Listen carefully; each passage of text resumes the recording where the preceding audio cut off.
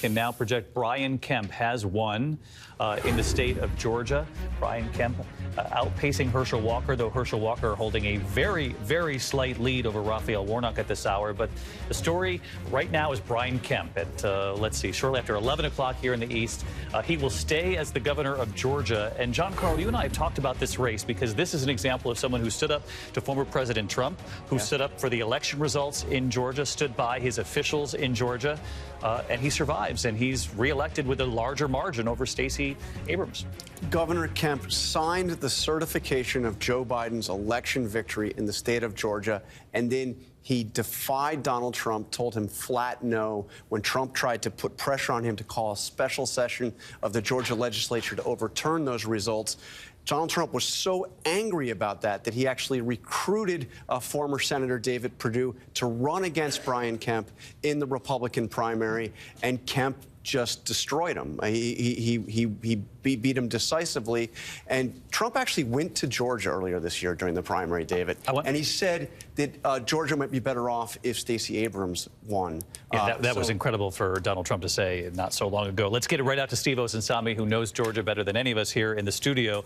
Steve, you were telling me, too, before we came on the air that Governor Kemp has earned the trust of some of the voters who might not have voted for him last time around, and we saw that in the numbers tonight. He did even better, the margin of victory over Stacey Abrams than what we saw last time. Yes, as the two of you have just been discussing, you know, when Brian Kemp stood up to Donald Trump, he became a little bit of a heroic figure to some Democrats because he not only stood up to Donald Trump, but he stood up and survived at great political risk to that decision to stand up to Donald Trump. You know, there were a lot of people watching him during the election of 2020 and wondering what he was going to do. First, he was silent. Then he finally came out and said, no, Joe Biden won this election. He had death threats to his life. His wife was threatened. His family felt unsafe, had needed extra security during all of this.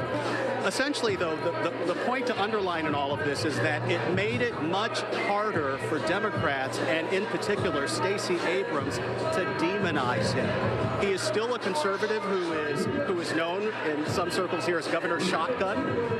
He is still anti-abortion, but at the same time, he stood up for what some might say was righteousness during the 2020 election. The other point I'll just keep making over and over again, that Brian Kemp won a special day in the hearts of some Democrats because of how he dealt with the government shutdowns and the fact that he opened up this state a lot earlier than others, and many small businesses were able to survive because of that.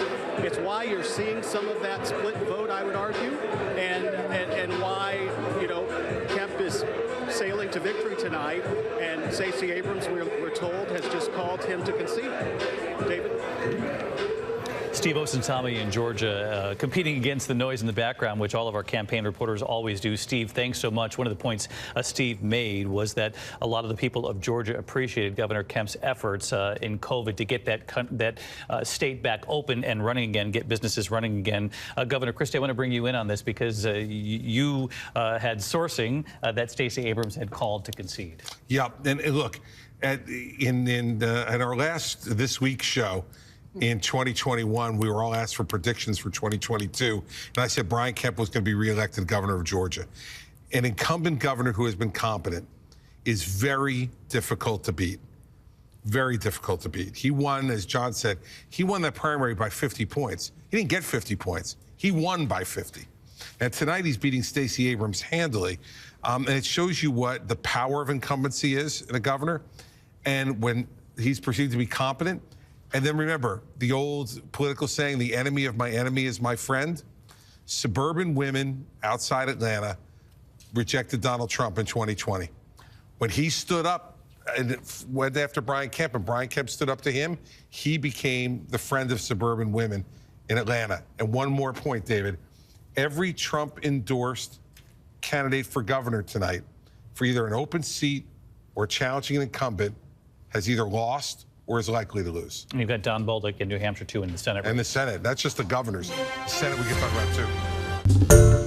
Hi, everyone. George Stephanopoulos here. Thanks for checking out the ABC News YouTube channel. If you'd like to get more videos, show highlights, and watch live event coverage, click on the right over here to subscribe to our channel. And don't forget to download the ABC News app for breaking news alerts. Thanks for watching.